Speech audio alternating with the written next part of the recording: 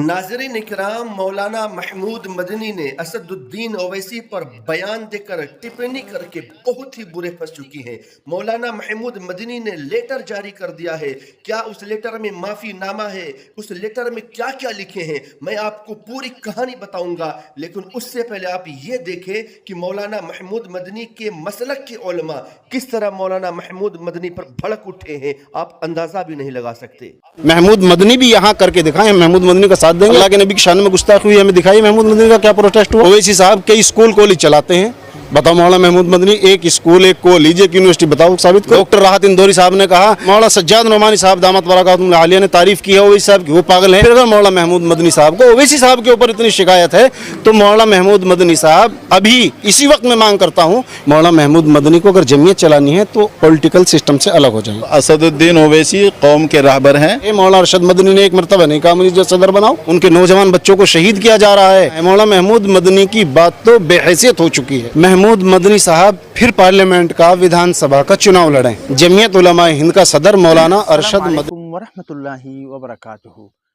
প্রিয় ভাই ও বোনেরা, আপনারা নিশ্চয় জানেন কয়েকদিন আগে ভারতের মধ্যে নবী করিম সাল্লাল্লাহু আলাইহি ওয়াসাল্লামকে নিয়ে অনেক খারাপ খারাপ মন্তব্য বা খারাপ খারাপ কটূক্তি করেছিল একজন বন্ড হিন্দু পণ্ডিত। ও পণ্ডিত নয়, এটা হিন্দু, এটা বন্ড আর কি।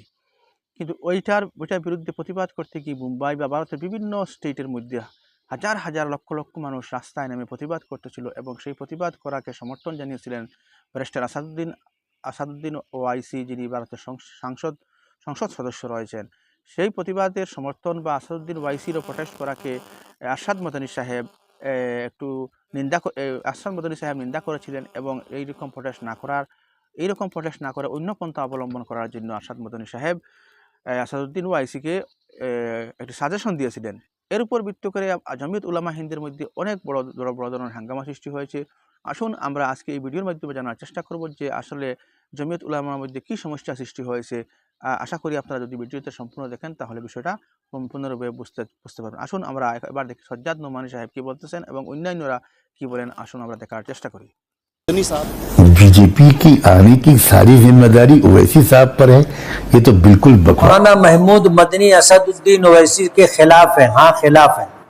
मौलाना महमूद मदनी ने जो कुछ कहा ओवैसी साहब के मुतालिक बराबर नहीं। आज कोई हम मुसलमानों के लिए हिंदुस्तान में बोलने वाला नहीं।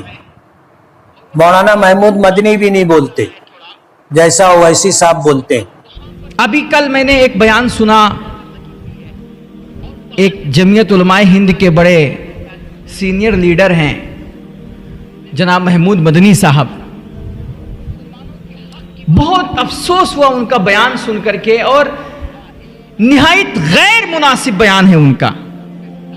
मौजूदा हालात के तनाजुर में अगर आप देखें कि आज हम पर जिस तरह अत्याचार हो रहा है और जिस तरह हमें आपको दबाने की कोशिशें हो रही हैं, और ऐसे में कहीं मुसलमान किसी एक जगह एकजुट हुआ है और वो एक जहती का वो इजहार कर रहा है और वो कहीं एक प्लेटफॉर्म उसको मिल रहा है थोड़ा, तो अब वहां पर भी इन लोगों की बुरी नजर लगी हुई है और वहां से भी उसको बांटना चाहते हैं, बिखेरना चाहते हैं, उसको तोड़ना चाहते हैं।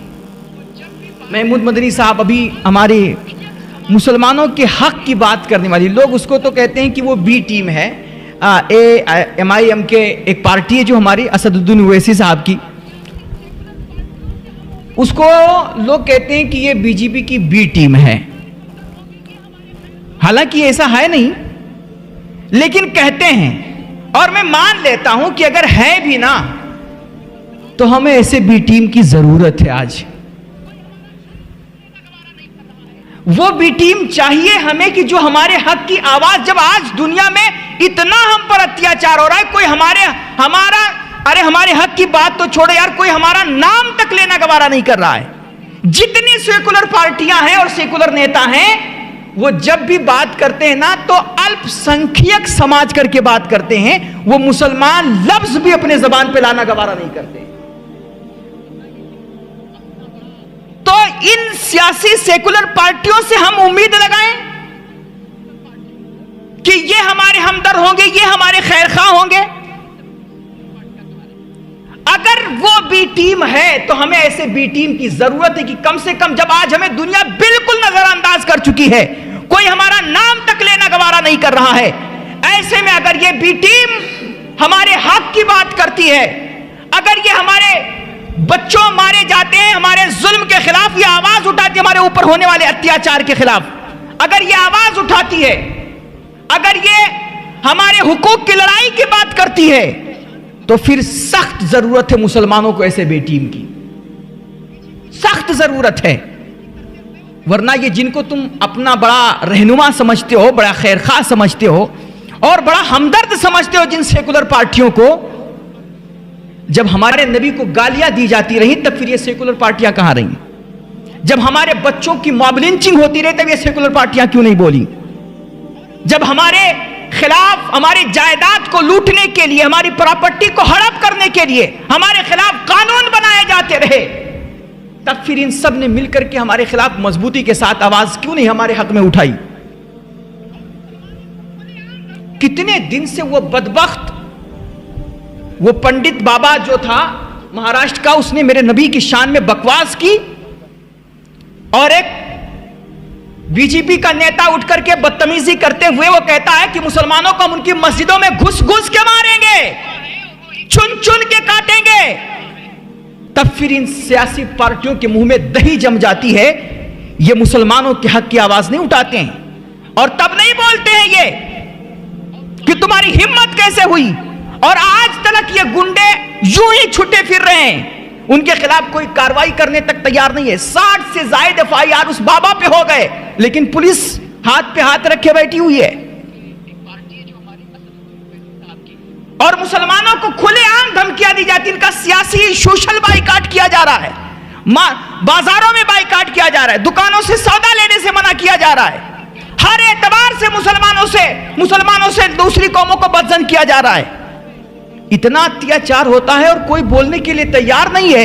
और एक पार्टी है, कम से कम असदुद्दीन ओवैसी की MIM की पार्टी जो है, वो अगर हमारे हक में बोल रही है, वो हमारे हक की बात कर रही है, वो मुसलमानों के जो ऊपर जो अत्याचार हो रहा है उसके खिलाफ बोल रही है, तो कहते हो नहीं नहीं ये इसको सपोर्ट मत करो और ये तो बी टीम है।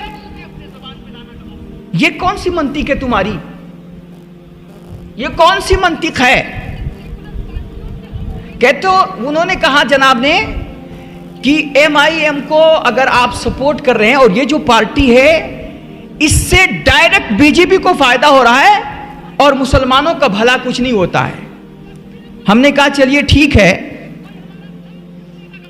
अगर ये पार्टी ना हो तो जाहिर सी बात है बीजेपी का भला नहीं होगा, फायदा नहीं होगा, तो कांग्रेस का फायदा होगा, सेकुलर पार्टियों का फायदा होगा। और अभी तक हुआ, आजादी के बाद से लेकर अभी तक इन्हीं पार्टियों का फायदा हुआ, लेकिन उससे मुसलमानों का क्या भला हुआ? क्या भला हुआ? आजादी, सोचिए हमारे कौम की ये कितनी बुरी स्थिति है और कितनी तल्ख हकीकत है कि आजादी का वो मतलब जिसमें मुसलमानों ने बराबर का हिस्सा लिया, खून बहाया, कुर्बानियां दी, जायदाद प्रॉपर्टी सब कुछ कुर्बान किया, अपने मुल्क की आजादी में वो बराबर के शरीक रहे। लेकिन आज आजादी के बाद इतना मुद्दत इतनी गुजर गई, इतना जमाना गुजर गया, लेकिन आज तक मुसलमानों को उनके बुनियादी हुकूक तक मिल नहीं पाए बराबर से। आज भी मुसलमान रोजी रोटी पानी के लिए, नौकरी के लिए और तालीम के लिए लड़ रहा है। जो बुनियादी जरूरतें हैं आज तक उसको वो भी नसीब नहीं हो पाई। तो अगर इन पार्टियों का, अगर बीजेपी का फायदा नहीं होता है, दूसरी सेकुलर पार्टियों का फायदा होता है, तो उससे मुसलमानों को क्या फायदा मिलेगा? उससे मुसलमानों का क्या भला होगा? कहते हो कि नहीं नहीं इसका सपोर्ट ना करो, MIM का सपोर्ट ना करो, मुसलमान एकजुट ना हो, मुसलमान इकट्ठा ना हो, तो क्या करें? मुसलमान गर्दन झुका दे कि लो भाई काट लो और जो कुछ है छीन ले जाओ, बजाय हमें कुछ देने के उल्टा हमें से ले जाओ, हमारे वक्फ बोर्ड को खत्म कर दो, हमारी जायदाद को लूट ले जाओ, हमारे बच्चों।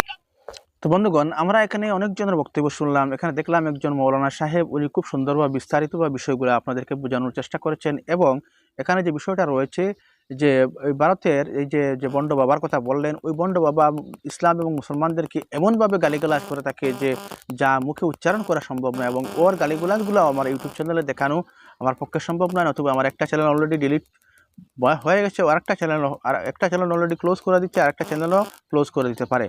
বন্ধুগণ, তাই আমি ভারত সরকার তো সমস্ত বিশ্বের মুসলমানের কাছে এটাই অনুরোধ করতে চাই, এরকমের বন্ড বাবা যাদের ভিডিও আপনারা পান তাদেরকে আপনারা ব্লক করেন, এবং তাদের এগেনস্টে আপনারা রিপোর্ট করেন, যাতে এরকমের স্পিচ যাতে সোশ্যাল মিডিয়ায় না দেওয়া হয়, এবং এই সমাজের অশান্তি যাতে সৃষ্টি না করে। বন্ধুগণ, চ্যানেলে যারা নতুন এসেছেন তারা অনুগ্রহ করে আমার এই চ্যানেলটাকে সাবস্ক্রাইব করে আমাদের সঙ্গে থাকবেন, এবং আর নতুন ইনফরমেটিভ ভিডিও পেতে আমাদের চ্যানেলটাকে সাবস্ক্রাইব করে আমাদের সঙ্গে থাকবেন, এবং আপনাদের বন্ধু বান্ধবীদেরকে দেখার সুযোগ করে দিবেন। আসসালামু আলাইকুম ওয়া রাহমাতুল্লাহি ওয়া বারাকাতুহু।